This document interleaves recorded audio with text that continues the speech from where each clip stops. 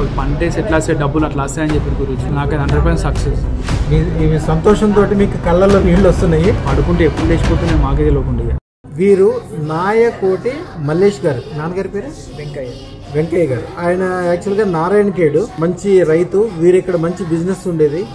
కొద్దిగా బిజినెస్ లో దెబ్బతింటము, తండ్రిగా అనారోగ్యము, ఇక భూమి కూడా చాలా ఎక్కువ భూమి ఉండేది, దాన్ని అమ్మాల్సి రావడం, ఇలాంటి ఇబ్బందులు ఉండటం వల్ల మన దగ్గరకు వచ్చారు 3 నెలల క్రితము.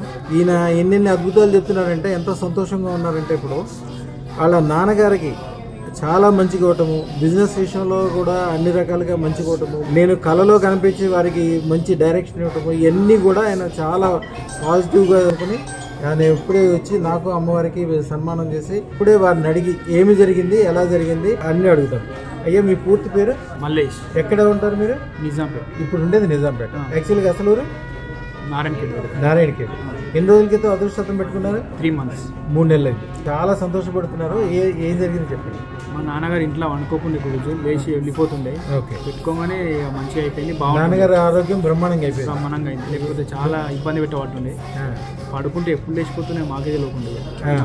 మస్తు చేసినాం, మళ్ళీ ఏడగాలేదు. మీరు రాగానే ముందు చాలా చోట్ల ట్రై చేశారా?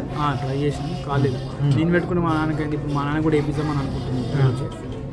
అన్ని మంచిగా అయిపోతుంది రాబోయే కాలం.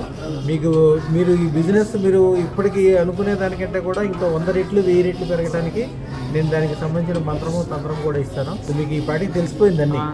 మీకు కళ్ళలో కనిపించాను అవన్నీ చెప్తున్నారు కదా, అది కూడా చెప్పండి. ఎంత అందరికీ తెలుస్తుంది. కళలో ఒక పంటేసి ఎట్లా వస్తే డబ్బులు అట్లా వస్తాయని చెప్పి గురించి అన్ని మంచిగా అనిపించింది గురించి నాకు 100% సక్సెస్. మీ సంతోషంతో మీకు కళ్ళల్లో నీళ్ళు వస్తున్నాయి.